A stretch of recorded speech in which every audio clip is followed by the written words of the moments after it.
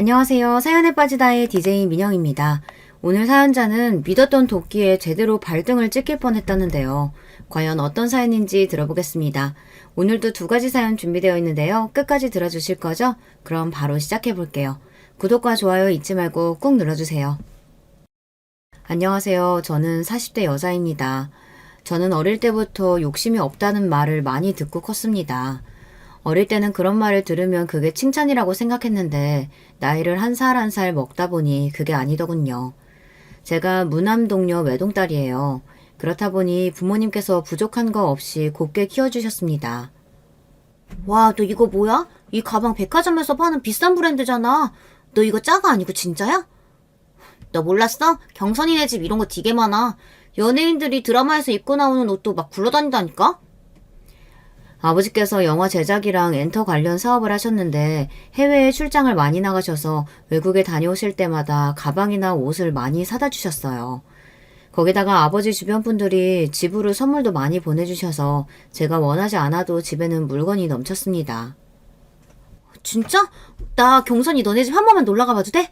우리 엄마 아빠는 가방이니 옷이니 그런 거 다 쓸데없는 거라고 사주지도 않고 난 매일 언니한테 물려만 입는다니까.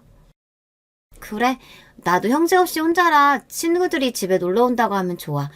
오늘 우리 집에 같이 가자.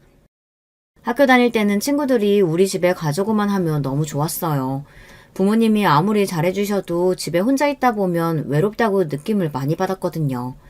그렇다 보니 친구들이 우리 집에 오는 걸 좋아하는 게 좋았어요. 저는 거의 매일 친구들을 집에 데리고 왔습니다. 헐, 이 원피스 드라마에서 여자 주인공이 입고 나오는 거 봤어. 우와, 진짜 예쁘다. 나 이거 한 번만 입어봐도 돼? 마음에 들어? 그럼 너 가지고 가. 안 그래도 나는 내 스타일이 아니라서 그냥 옷장에 넣어놓기만 했거든. 대박. 경선이 너 진짜 최고다. 나 같으면 내 스타일 아니어도 연예인이 입고 나왔던 거면 그냥 입고 다녔을걸? 경선이 너는 진짜 착한 거 같아. 난 안 입고 다녔어도 누구 줄 생각은 절대 못했을 거야. 근데 경선아, 나도 이거 입어봐도 돼? 에이, 착하기는 뭐. 내가 산 것도 아니고 그냥 선물로 들어온 것들인데 뭐. 이쪽에 있는 것들은 나 안 입는 거니까 마음에 드는 거 있으면 다 가져가도 돼. 다 새 거야. 내가 뭘 했어. 경선이는 다른 외동인 애들이랑 다르다니까. 애가 욕심이 없어, 욕심이. 저는 친구들이 저에게 마냥 착하다, 욕심이 없다라고 할 때마다 기분이 좋았어요. 옷이니 액세서리니 그런 것들은 저에게는 별로 중요하지 않은 것들인데 나눠주는 것만으로도 친구들이 저렇게 저를 띄워주고 좋아해주니 진짜 친구가 된 것 같고 좋더라고요. 물론 친구 중에도 그런 저를 이용하려는 애들도 있었어요. 별로 친하지도 않은데 주변에서 제 이야기를 듣고 다가와서 무조건 우리 집에 가져간다거나 제가 학교에 가지고 오는 물건 같은 걸 무조건 달라는 식으로 탐내는 애들도 있었죠. 마흔이 넘은 지금까지 기억이 생생한 게 중학교 때였는데 그날이 아마 운동의 날이었을 거예요. 같은 반 애였는데 학교에서 불량한 걸로 유명하고 저랑은 별로 친하지 않은 애였어요. 그런데 다짜고짜 저에게 친한 척 어깨동무를 하고 다가오더니만 갑자기 운동화를 바꿔 신자고 하더라고요. 내가 오늘 신고 온 운동화가 좀 작아서 그런데 이따 체육 시간에 네 운동화랑 좀 바꿔 신을 수 있을까? 너도 나 달리기 잘하는 거 알지? 우리 반이 이기려면 내가 좀 좋은 운동화 신어야 할 것 같아서 바꿔줄 거지? 내가 보기엔 네 운동화도 좋아 보이는데 전혀 작아 보이지도 않고. 누가 봐도 운동화가 작아 보이지 않는데 본인이 신은 운동화가 작아서 뛰지를 못하겠다고 엄살을 피우더라고요. 네가 몰라서 그래. 내 운동화는 싸구려라. 신고 한번 달리면 발바닥이 아프다니까. 네 운동화 그거 되게 비싼 거잖아. 나도 한번 신어나 좀 보자. 친구 좋다는 게 뭐냐? 물론 그 아이와 친구라고 전혀 생각하지 않았지만 제가 가진 운동화가 그렇게나 신어보고 싶다고 하니 한번 신어보라고 줬습니다. 사실 저는 똑같은 운동화가 집에 몇 개나 더 있었으니까요. 친하지 않은 애라도 하나 준다고 해서 저에게 불편한 건 없었습니다. 오히려 그 운동화가 필요한 애한테 갈 수 있어서 다행이라고 생각했어요. 역시나 그 일진 아이는 제 운동화를 신고 신이 나서 운동장으로 달려가더니만 그 이후 운동화를 돌려주지 않았어요. 저는 그 일진 아이가 신고 있던 싸구려 운동화를 신고 집에 와야 했습니다. 그런데 그날 제 운동화를 보신 아버지께서 단번에 알아보시고는 저에게 왜 그 운동화를 신고 있냐고 물으셨어요. 경선이, 너 운동화 그거 뭐야? 네 거 아니잖아. 네 운동화는 어디다가 두고 남의 걸 신고 왔어? 아주 어릴 때부터 제 물건을 주변의 친구들에게 주고 오는 일이 비일비재하다 보니 부모님은 이미 예상하고 계셨을 거예요. 또 누구랑 바꿔 신고 왔나 보다 하신 거죠.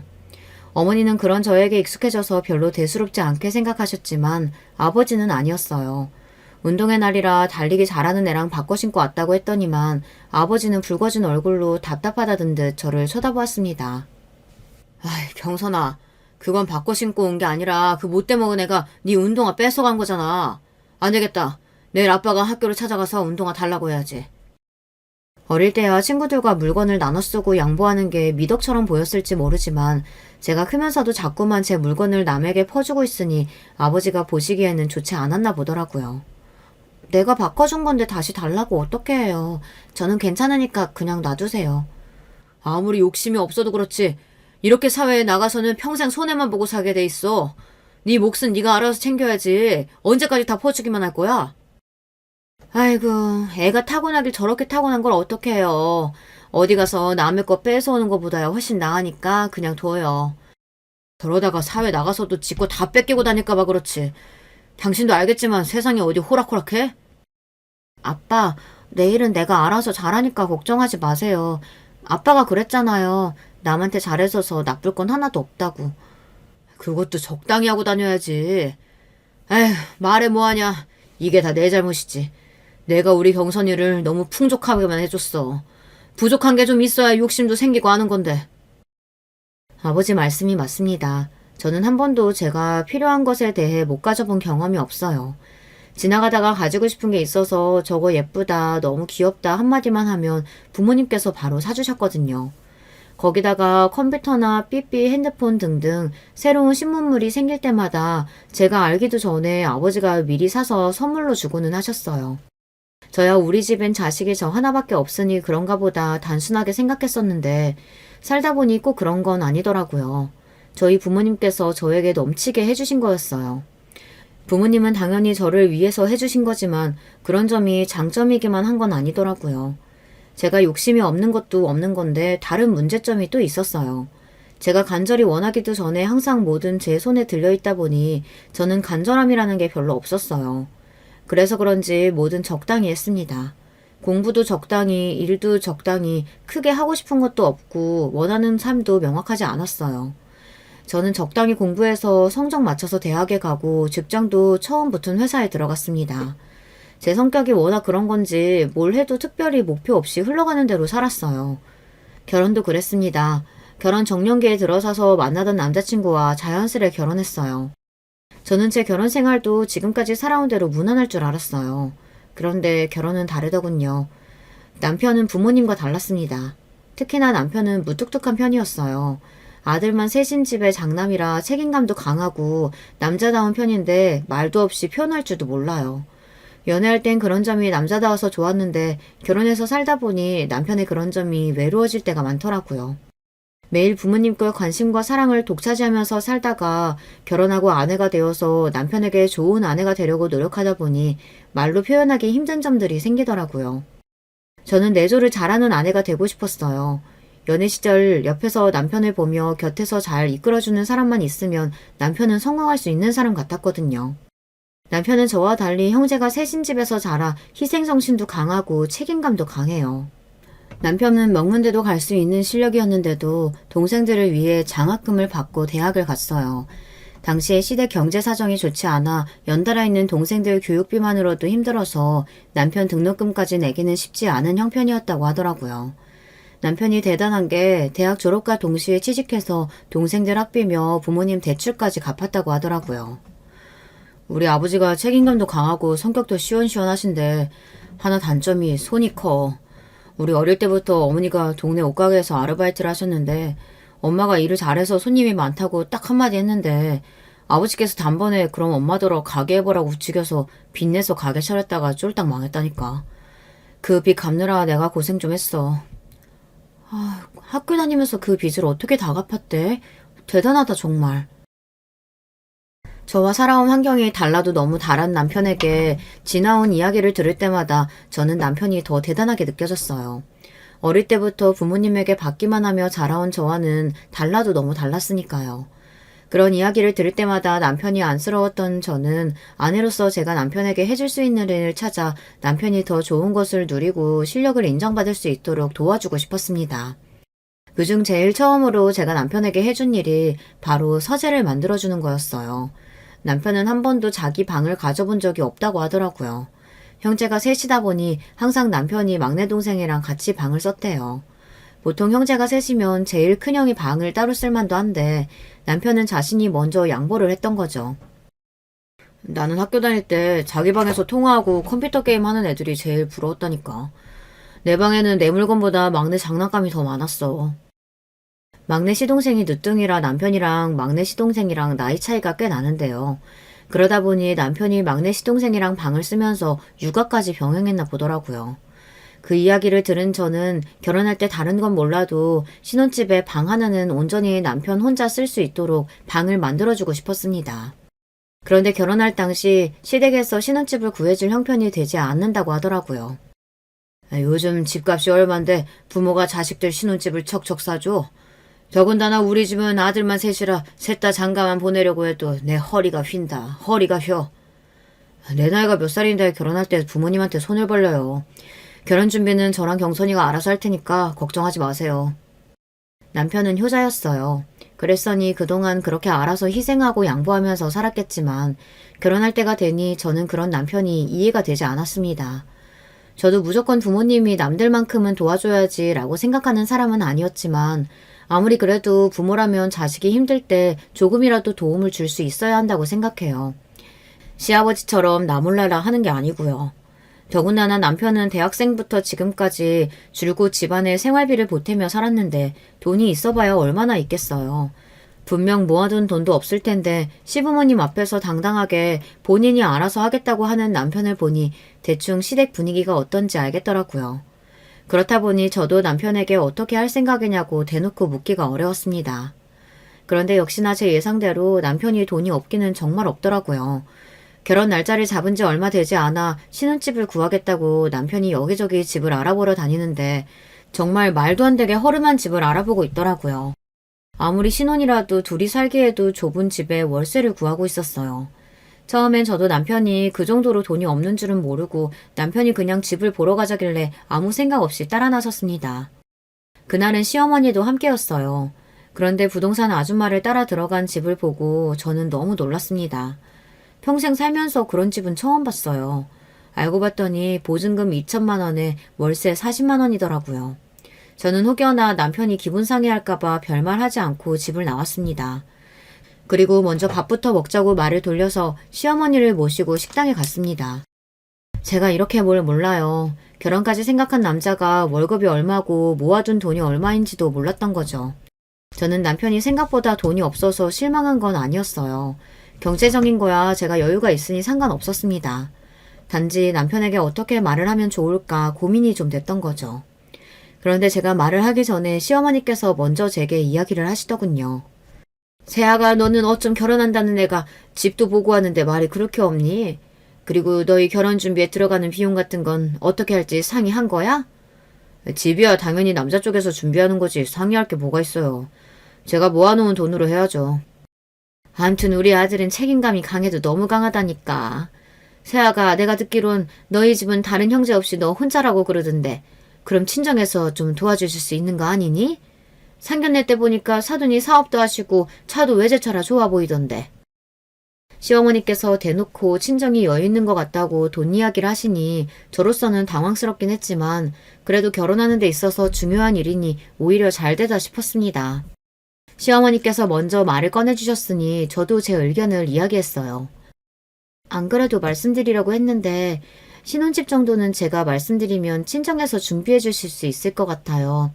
어차피 가족이 될 사이인데 남자고 여자고 그런 게 뭐가 중요해요. 각자 할 수 있는 만큼 모아서 차근차근 준비하면 되는 거죠. 어머 그래 역시 내가 상견례 날 사돈들 보고 확실히 부티가 난다 했어. 세아가 네가 그렇게 해주면 우리야 너무 고맙지. 신혼집은 제가 알아서 하겠다고 하자 시어머니께서 너무 좋아하셨어요. 남편은 연신 그래도 되겠냐며 미안해했지만 저는 괜찮다고 했어요. 물론 제가 생각해도 제가 철이 없기는 했습니다. 친정 부모님께서 어떻게 생각하실지도 모르는데 제 마음대로 결정했으니까요. 저는 당연히 결혼해서 제가 살 집이니 친정에서 당연히 해주겠다고 하실 줄 알았어요. 그런데 아버지 반응이 제가 예상한 것보다 좀 다르기는 하더라고요.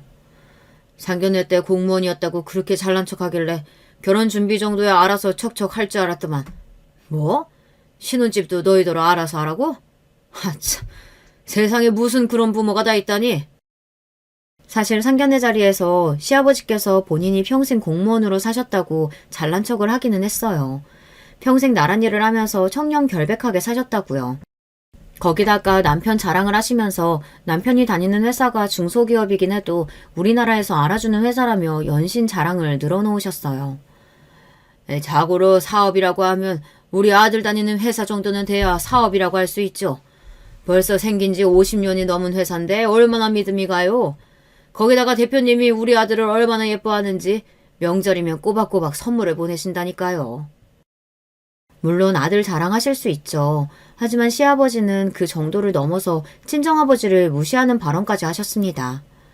영화나 찍고 연예인들 뒤치다거리나 하는 회사가 요즘이나 알아주지 옛날에는 사업이라고 인정도 안 했다고요. 거기다가 저희 친아버지처럼 예술이라고 해오신 분들은 당신의 자부심에 대해 절대 모르실 거라고까지 하셨습니다. 그날이야 상견례 자리이니 애써 참고 웃으며 좋게 넘어갔지만 그때 일로 아버지께서 시아버지를 썩 좋게 생각하시진 않았어요. 그런데 결혼 준비하면서 이런 일까지 생기니 더 마음에 안 드시나 보더라고요. 둘이 좋아서 하는 결혼인데 집을 누가 하든 뭐가 그렇게 중요해요. 나 취직했을 때 아빠가 독립하고 싶으면 아파트 사줄 테니까 독립하라고 하셨었잖아요. 그때 그 아파트 지금 사준다고 생각하고 아빠가 좀 도와주세요. 제 애교에 안 넘어가실 아버지가 아니다 보니 아버지는 속상해 하시면서 못 이기는 척 제 말대로 해주셨습니다. 지금 생각하면 철이 없는 행동이었지만 그때는 오로지 제 머릿속에 남편과 좋은 집에서 행복하게 살 꿈에 부풀어 무작정 아버지에게 집을 사달라고 졸랐어요. 아버지도 제가 먼저 뭔가 해달라고 이야기한 게 처음이다 보니 못 이기는 척 제 말을 들어주셨습니다. 아버지는 제 명의로 서울에 아파트를 떡하니 사주셨어요. 남편은 처음에 부담스러워하는 것 같더니만 제가 남편을 위해 서재방을 만들어 보여주니 너무 감동해서 눈물까지 글썽이더라고요. 어떻게 이런 생각을 했어? 내 인생에 이런 큰 선물은 태어나서 처음 받아봐. 고마워 자기야. 내가 평생 잘할게. 남편이 좋아하는 모습을 보니 저까지도 너무 뿌듯했습니다. 남편을 위한 서재 선물은 빙산의 일각이었습니다.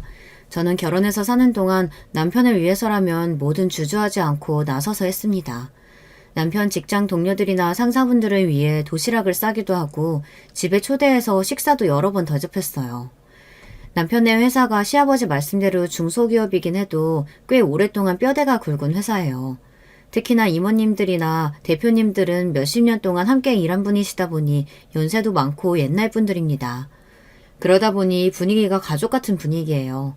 저는 한 번씩 아빠 찬스를 이용해 영화 티켓이나 콘서트 티켓이 생기면 남편 상사들에게 선물로 드리고는 했습니다. 그러다 보니 남편은 회사에서 상사분들의 애정을 독차지했어요. 이번에도 자기 덕분에 부장님이랑 이사님이 얼마나 좋아하셨는지 몰라. 덕분에 사모님들께 점수 좀 땄다고 다음번에 맛있는 거 사주신다고 하더라고. 좋아하셨으니 다행이다. 오빠 예쁘게 보셨으면 이번에 꼭 승진시켜 주셨으면 좋겠다. 남편이 기뻐하는 모습을 보고 싶어서 잘하는 것도 있지만 가장 중요한 건 남편 승진이었어요. 매일 야근에 주말 출근까지 불사하는 남편이 회사에서 인정받았으면 하는 마음에 내조를 열심히 했습니다. 주변 친구들 말로는 남편 챙기는 것도 귀찮아 죽겠는데 뭐하러 남편 직장 사람들까지 챙기냐고 했지만 저는 전혀 그렇지 않았습니다. 남편의 평화로운 사회생활을 위해서라면 그 정도는 힘들지 않았어요. 그런데 세상살이가 다 제 마음 같지 않더군요. 남편 말이 이번엔 무조건 본인 승진은 따놓은 거라고 했는데 남편 말과 달리 승진해서 미끄러졌습니다. 그 이유가 충격적이었어요. 회사 대표 딸이 외국에 있다가 한국에 들어왔는데 글쎄 회사에 낙하산으로 입사했다더라고요. 그것도 남편 상사로요. 남편이 승진했으면 됐을 자리에 그 여자가 들어온 거죠. 남편은 애써 제 앞에서 티를 내진 않았지만 아내로서 그 마음을 모를 리 없었습니다. 오히려 아무 말도 하지 않는 남편이 더 안쓰러웠어요. 그래도 남편이 참 대단한 게 그런 상황에서도 싫은 소리 한마디 안 하고 열심히 직장 생활을 했습니다. 대표 딸이라는 여자, 자기보다 나이도 어리고 회사 일도 잘 모를 텐데 힘들지 않아? 그런 남편이 걱정돼서 제가 한 번씩 괜찮냐고 물었는데 그럴 때마다 남편은 괜찮다며 밝게 웃었어요. 힘들 게 뭐가 있어. 대표님 입장에서도 당연히 자기 회사인데 자기 자식이 중요한 자리에 있는 게 마음 편하시겠지. 그리고 내가 처자식 있는데 그런 거 따지면서 일할 군번이야? 뭐든 열심히 해야지. 평생 가족들 챙기느라 희생만 하면서 사는 남편이 안타까워서 저 많은 남편에게 부담되지 않으려 했는데 아이가 생기고 나니 그것도 쉽지가 않더라고요. 제가 다니던 직장은 육아휴직이 가능하긴 한데 월급이 50%밖에 나오지를 않았어요. 그러다 보니 애까지 있는 와중에 남편 월급만 가지고 세 식구가 살기가 빠듯하기는 했죠. 그럴 때면 후회가 되기도 했어요. 남들 열심히 살 때 저도 좀 열심히 공부하고 열심히 좋은 직장에 다닐 걸. 연봉이 높은 회사에 다녔으면 이렇게 남편을 혼자 힘들게 하진 않았을 텐데 이런 생각이 들더라고요. 제가 이런 고민을 하면 친구들은 무슨 그런 소리를 하냐며 결혼하면서 아파트까지 사들고 왔는데 그 정도면 제 할 도리 다 한 거라고 하더라고요. 그런 이야기를 들으면 그런 것 같기도 하다가 매일 힘들게 출퇴근하는 남편을 보면 마음이 그렇지 않았습니다. 더군다나 남편이 아이가 생기고 나서는 전보다 더 회사 일에 열심히인 게 눈에 띄게 보였거든요. 밤이고 낮이고 남편 머릿속에는 회사 일 말고 아무것도 없었어요. 거의 매일 야근에 주말에도 일이 생기면 매일 출근해서 쉴 시간이 거의 없었죠. 그럴 때면 남편이 걱정돼서 새로운 실장이 힘들게 하는 거 아니냐고 물었습니다. 아니야. 우리 실장님 누구 괴롭히고 힘들게 하실 분 아니야. 오히려 외국에서 공부하신 분이라 그런지 일도 금방 파악하시고 멋있더라. 나이는 나보다 어려도 배울 게 많아. 오히려 남편은 새로운 대표 딸과 친해진 것 같더라고요. 외국에서 와서 생각도 열려있고 배울 게 많다며 항상 좋은 말만 했습니다. 남편이 열심히 회사 생활하는 건 좋은 일이지만 한 가지 서운한 건 제가 남편에게 하는 만큼 남편은 저에게 별 관심이 없다는 겁니다. 안 그러려고 해도 무뚝뚝한 남편과 살다 보니 자꾸 저도 모르게 기분 상하는 일이 생겼어요. 저는 남편에 관한 일이라면 뭐든 앞장서서 도와줬는데 남편은 그렇지 않았습니다. 언제부턴가 항상 일이 바쁘다는 핑계로 저나 가정에는 소홀해지더라고요. 집에 오면 피곤하다면서 자기 바쁘지 저와 대화도 하지 않았습니다. 저는 남편에게 서운했지만 그런 제 마음을 어떻게 표현해야 할지 몰랐어요. 제 딴에는 남편을 배려한다고 했던 행동들이 언젠가부턴가 제가 원하는 거를 자꾸 참게 되고 말을 못하고 있더라고요. 어느 순간 저도 모르게 결혼하기 전부터 남편에게 했던 습관이 몸에 배어서 원래 내가 뭘 원했는지조차 모르고 있는 것 같았어요. 심지어 남편은 뭔가 결정할 때 저와 상의도 없이 혼자 결정하고는 했습니다. 한 번은 이런 적까지 있었어요. 남편이 저에게 말도 안 하고 회사를 그만뒀어요. 당시에 시아버지께서 퇴직금에 대출까지 받은 돈을 모두 투자해 프랜차이즈 식당을 열었습니다. 남편 말로는 시아버지의 권유로 다니던 직장을 그만두고 시아버지를 돕기로 했다고 했어요. 그런데 예상과는 달리 장사가 잘 되지 않았습니다. 초기 몇 달은 수익이 하나도 없어서 남편이 가지고 오는 돈이 전혀 없었어요. 그래서 제가 버는 돈으로 생활하고 있었습니다. 사정이 힘든데도 참고 버틸 수밖에 없었던 게 사실 남편이 갑자기 직장을 그만두고 나서 뒤늦게 알게 된 제가 나중에 친정에 이야기했더니 친정 아버지께서 싫어하셨어요. 직장 생활만 하던 사람이 장사의 장자도 모르면서 무작정 직장을 그만두면 어떡하냐고요. 더군다나 시아버지께서 남편에게 권유했다는 게 더 싫으셨던 것 같아요. 부모라는 사람이 자식 도와주는 것도 없으면서 매번 부려먹기만 한다고요. 그런 상황이다 보니 제가 아무리 힘든 일이 있어도 친정의 도움을 요청할 수가 없었어요. 제가 힘든 걸 보시면 친정에서 남편까지 미워하실 것 같아서요. 그래서 저는 이래저래 힘들어도 친정 도움 없이 해결하기로 했습니다. 그러던 어느 날이었어요. 생각지도 못한 일이 벌어졌어요. 당시에 제가 둘째를 임신했을 때 일입니다. 첫째 아이를 가졌을 때는 그 흔한 입덧도 한 번 안 했는데 둘째는 좀 다르더군요. 임신 사실을 알자마자부터 입덧을 시작하더니 몸 여기저기가 다 고장난 것처럼 영 좋지 않았어요.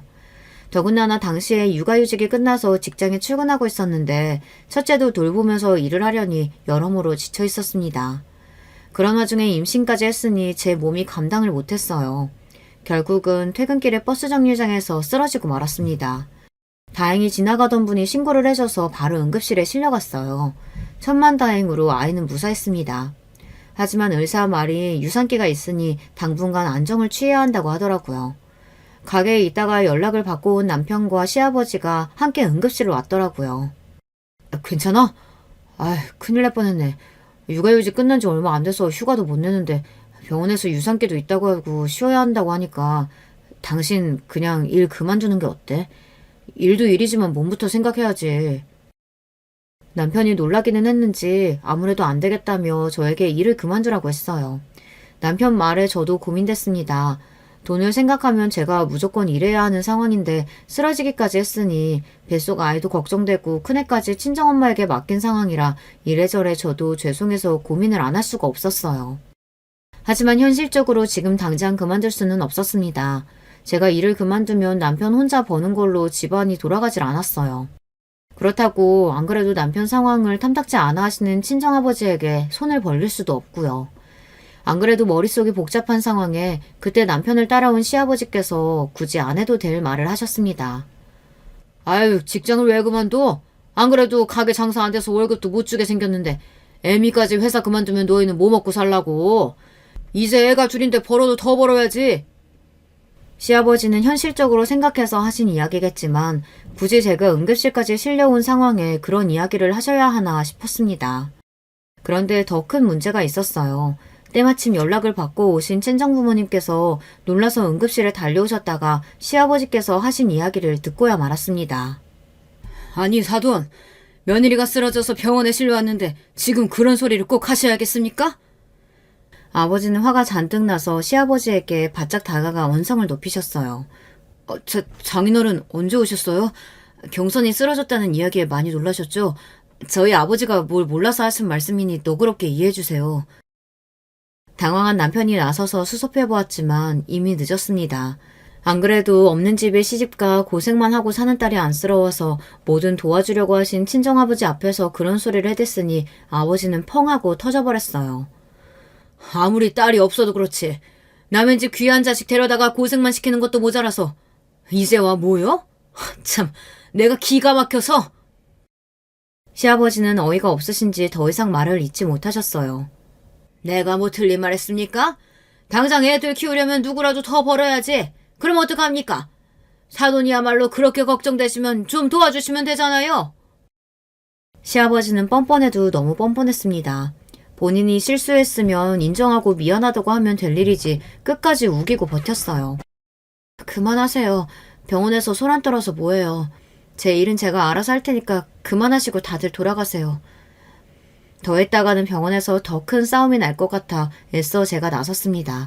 얼굴이 반쪽이 된 제가 간신히 몸을 일으켜 말리는 모습에 속상한 아버지는 고개를 떨구며 한숨을 크게 쉬셨어요. 에휴, 내가 못 살아. 김서방, 수아는 우리가 데리고 갈 테니까 당분간 경선이한테 신경 좀 쓰게. 이래서 없는 집에는 시집 가는 게 아니라고 내가 그렇게 이야기를 했는데 아유 답답해. 뭐요? 사돈, 말 다 했습니까? 우리가 없기는 뭐가 없다 그래요? 내가 이래봬도 대한민국 공무원이라고요. 아버지 그만 좀 하세요. 네 아버님 그렇게 하겠습니다. 걱정 끼쳐서 죄송해요. 제가 주말에 수아 데리러 가겠습니다. 남편은 시아버지를 붙잡으며 친정아버지에게 고개를 연신 숙였습니다. 그 모습에 아버지는 애써 화를 삭히며 저희 큰애를 데리고 가셨어요. 친정에서 당분간 큰애를 봐줄 테니 제 몸 회복하는 데에만 신경 쓰라고 하셨죠. 그런 일까지 있었으니 친정과 시댁 양가는 사이가 좋지 않았어요.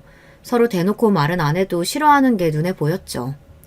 그러다 보니 저와 남편은 중간에서 곤란할 때가 많았어요. 둘째가 태어나고 100일이나 돌잔치도 양가 모이지 않고 각자 따로 가족들끼리 식사하는 걸로 마무리했습니다. 저와 남편은 나름대로 모여서 감정을 풀어볼까도 했는데 친정아버지는 시아버지 얼굴도 보고 싶지 않다고 하셨어요. 저도 더는 이야기할 수 없었던 게 시아버지께서 그 정도로 화를 내는 걸 본 적이 없어서 저도 더 이야기하지 않았습니다. 어쩌면 그냥 이대로 거리를 두고 사는 게 더 나을지 모르겠다는 생각이 들기도 했고요.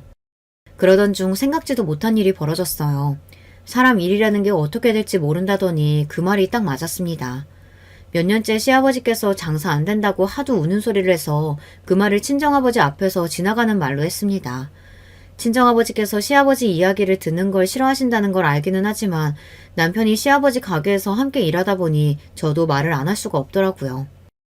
가게 차리신다고 퇴직금에 대출까지 끌어모아서 시작했는데 생각보다 장사가 너무 안 돼서 많이 힘드신가 봐. 김서방까지 직장 그만두고 뛰어들었는데 김서방 월급 줄 돈도 없어서 미안하다고 하시더라고. 저도 못된 게 친정아버지께 절대 손을 안 벌리려고 해도 남편이 벌어오는 돈이 너무 없다 보니 저도 애들 키우는 게 힘들어서 친정에 좀 도와달라고 해볼까 싶어 어렵게 말을 꺼냈습니다. 제가 누가 있겠어요. 비빌 언덕이라고는 친정밖에 없으니 쪽팔려도 이야기는 꺼내봐야죠. 장사는 뭐 아무나 하는 줄 아나? 평생 직장 생활만 하는 양반이 갑자기 장사하겠다고 할 때부터 내가 알아봤어. 김서방은 처자식도 있는 사람이 무턱대고 직장까지 그만두면 어쩌자는 거야? 친정아버지는 아무래도 시아버지에 대한 감정이 좋지 않다 보니 뭐든 좋게 생각하지 않으셨어요. 더군다나 남편까지 직장을 그만두고 시아버지 일을 돕는다는 걸 더 마음에 안 들어 하셨죠. 김서방 효자인 거 아시잖아요. 본인도 나름 잘해보려고 하는 일인데 예쁘게 좀 봐주세요. 친정아버지가 시아버지를 좋아하시지 않는 거야 이해가 됐지만 그렇다고 남편까지 미워하시는 건 저도 싫었어요. 내가 지금 김서방이 미워서 하는 말이 아니잖아. 우리 귀한 딸 고생할까봐 그러는 거지. 아무튼 너 생각해서라도 내가 도와줄 방법 생각하고 있으니까 좀 기다려봐. 그때까지만 해도 친정아버지께서 도와준다는 말이 그냥 하시는 말인 줄 알았는데 아버지는 다 생각이 있으셨더라고요. 얼마 뒤 시아버지 가게가 대박이 났어요. 이게 다 친정아버지 덕분이었습니다. 당시에 친정아버지께서 투자한 드라마가 있었어요. 워낙 유명한 배우들이 나오는 기대작이라 성공이 보장되어 있었습니다. 그런데 그 드라마에 시부모님이 운영하시는 프랜차이즈 식당을 주요 배경으로 협찬했더라고요. 덕분에 광고 효과를 톡톡히 봐서 식당이 대박났어요. 심지어 드라마가 해외에서도 인기가 많아서 외국인 관광객들의 필수 코스가 되었죠. 아이고 이게 무슨 일이라니? 우리가 사돈한테 어떻게 감사 인사를 드려야 할지 모르겠다. 그러게 말이야. 이게 다 장인어른 덕분이라니까. 장사가 너무 잘 되다 못해서 우리 가게 앞에 줄을 다 선다니까. 장사가 얼마나 잘 되는지 가게 시작할 때 받았던 대출도 2달 만에 다 갚을 정도로 대박이 났어요. 남편도 시어머니도 이게 다 친정아버지 덕분이라고 너무 좋아하셨어요. 그러나 중에 시아버지는 괜히 말을 밉살맞게 하시더라고요. 사돈이 도와준 건 맞는 말이지만 꼭 그것 때문만은 아니지. 우리 가게 음식 맛이 좋으니까 성공한 거야. 시아버지는 고추가도 본인이 잘해서 대박이 난 거라고 말을 꼭 하셨어요. 그거야 그렇지만 그래도 장인어른이 광고비도 안 받고 도와주신 거 맞잖아요. 음식 맛이 아무리 좋아도 드라마 협찬 아니었으면 손님이 이렇게까지 많이 오지는 않지. 남편은 지난번 시아버지와 친정아버지 사이에 일도 있다 보니 제 눈치를 슬슬 보느라 애써 말을 좋게 했어요. 하지만 그런 와중에도 시아버지는 굴하지 않았습니다. 옛말에 물 들어올 때 노저우라고 했어. 이왕 장사 잘 되는 김에 점포 하나 더 내자. 아들, 너도 퇴직금 받은 거 있지? 그거 투자해서 점포 하나 더 내자. 시아버지는 또 말도 안 되는 소리를 하셨어요. 지금 운영하는 가게도 내내 적자에다가 시작한 지 2년 만에 힘들게 성공가도에 들어선 건데 지금 가게나 잘 운영할 생각을 안 하고 또 욕심을 내시며 점포를 하나 더 내겠다고 하시더라고요. 심지어 그 가게는 아예 남편 퇴직금으로 투자해서 맡아서 해보라고 하셨죠. 아이고 이 사람이 그나마 먹고 살만해지니까 또 일 벌리려고 하지. 아무리 장사가 잘 된다고 해도 이제 본전인 건데 무슨 돈이 있다고 점포를 또 내요. 모르는 소리 안 해. 무조건 차리기만 하면 대박인데 빚을 내서라도 차려야지. 시아버지는 남편에게 퇴직금이 싫으면 대출을 받아서라도 점포를 하나 더 내자고 우겼어요. 그런데 그 상황에서 남편의 반응이 어쩐지 이상했습니다. 평소 같았으면 우리가 돈이 어디 있냐고 말도 안 된다고 했을 텐데 시어머니가 말리는데도 가만히 있더라고요. 심지어 시아버지의 말에 남편도 고민하는 것 같았습니다. 저는 아무래도 불안해서 집에 돌아오자마자 남편에게 신신당부를 했어요. 절대 시아버지의 말에 넘어갈 생각도 하지 말라고요. 그런데 남편이 갑자기 정색을 하더니 저에게 짜증을 냈습니다. 아버지 말씀도 생각해보면 틀린 말도 아니지 뭐.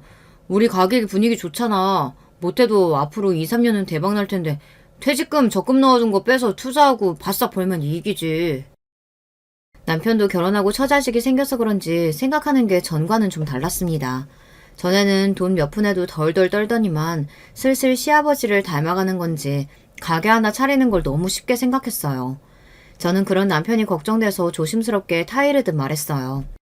퇴직금은 나중에 우리 노후자금으로 쓰기로 하고 묶어둔 거잖아. 아버님 가게 이제 막 잘 돼가고 있으니까 거기에 집중해서 해보자. 아무래도 너무 아까운데. 우리 그냥 장인어른한테 얘기해서 투자 좀 하시라고 할까?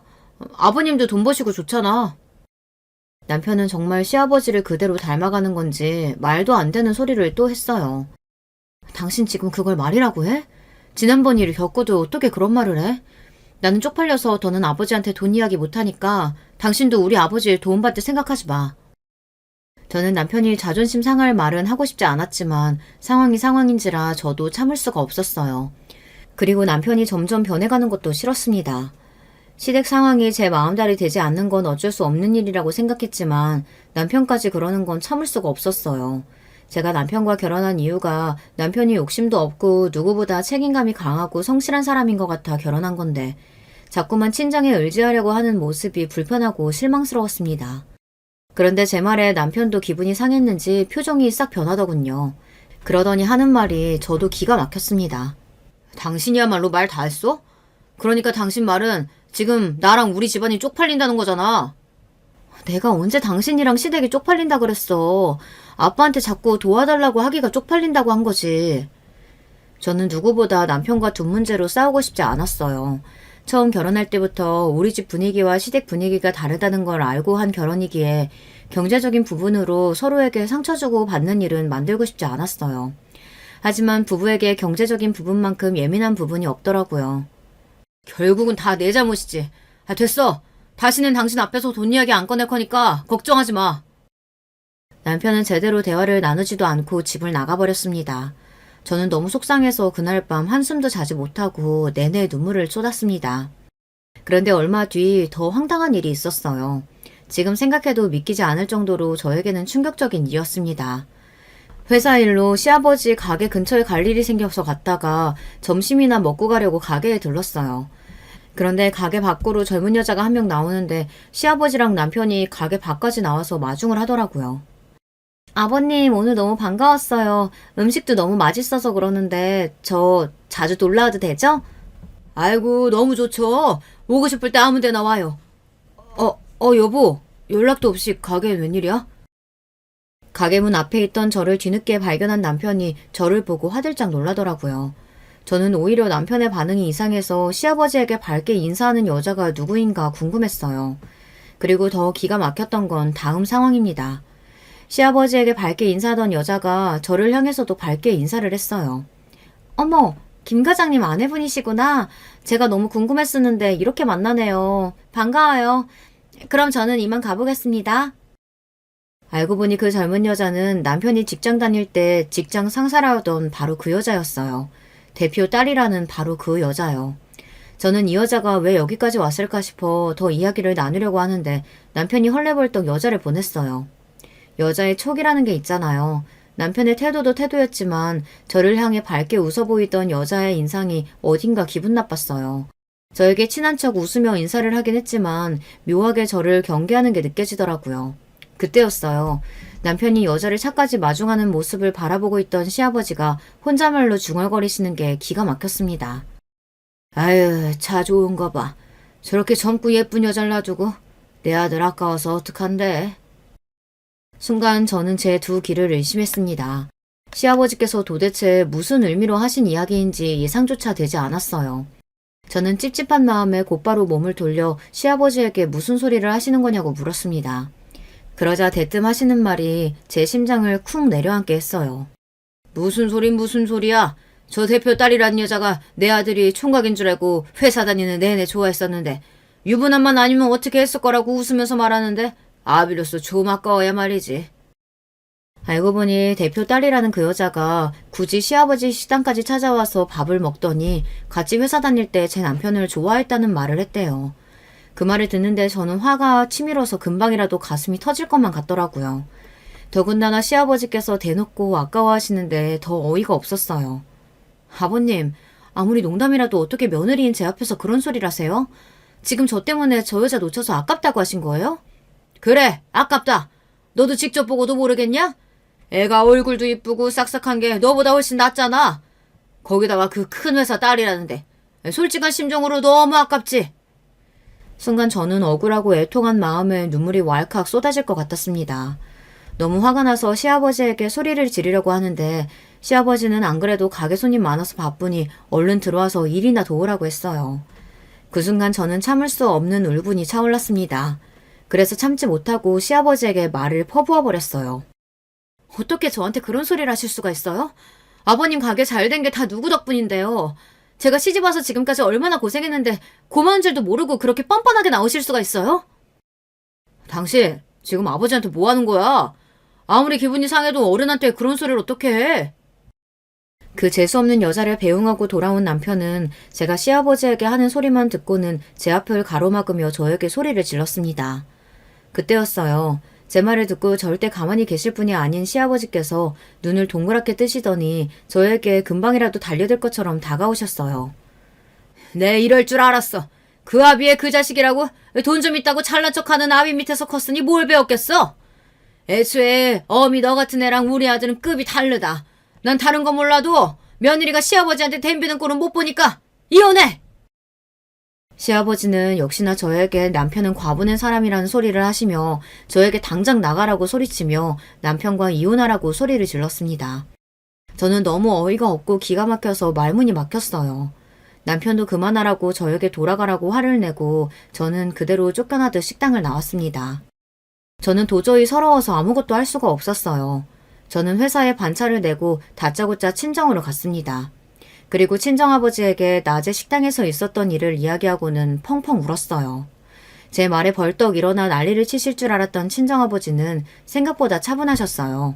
그러더니 저에게 애들을 데리고 당분간 친정에 있으라고 하셨어요.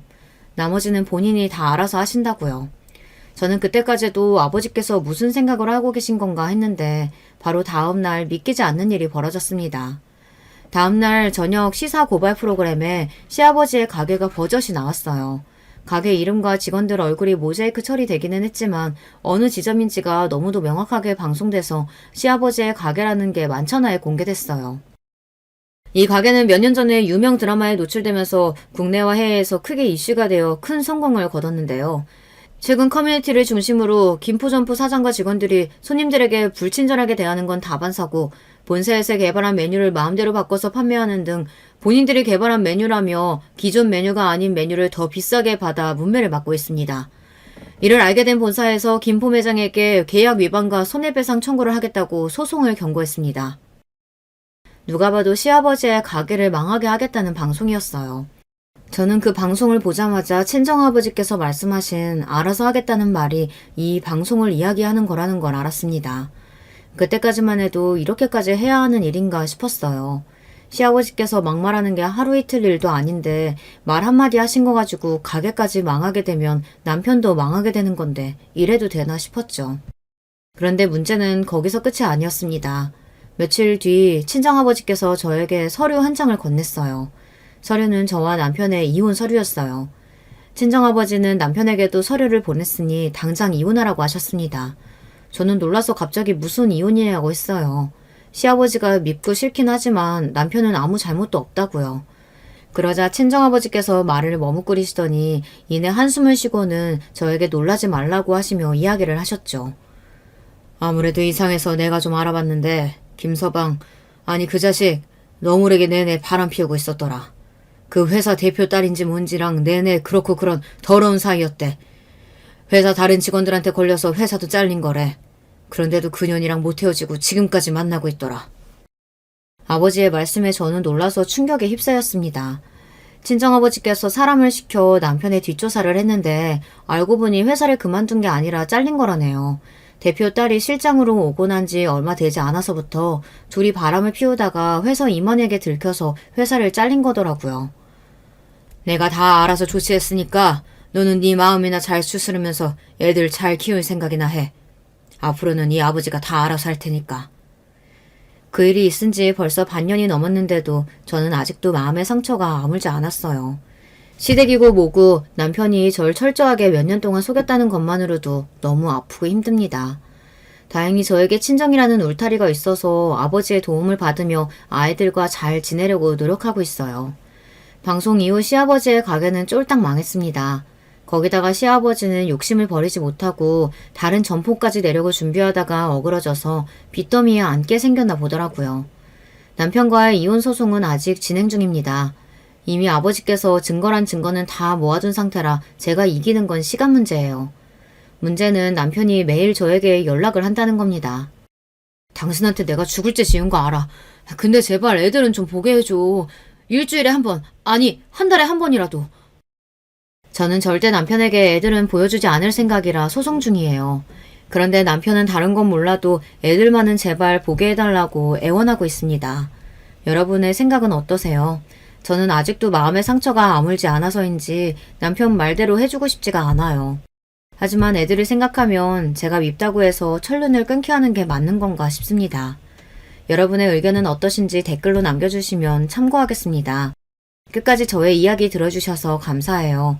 저는 아직 힘든 시간을 보내고 있지만 여러분께서는 언제나 즐거운 일만 가득하시길 바랄게요. 안녕하세요. 저는 현재 지방에서 남편과 두 아들을 키우며 사는 50대 후반 여자입니다. 시골이라 유유자적하게 집에서 남편과 조그만 텃밭을 키우고 있어요. 마당에 있는 조그만 텃밭인데 상추랑 방울토마토 그리고 깻잎 같은 키우기 쉬운 작물을 키우고 있습니다. 이런 조그만 농사도 손이 꽤 가더라고요. 이걸 보면 돌아가신 시어머니 생각이 그렇게 납니다. 우리 어머니는 평생을 농사짓다 가셨거든요. 오늘 제보할 사연은 바로 우리 시댁에 관한 내용이랍니다.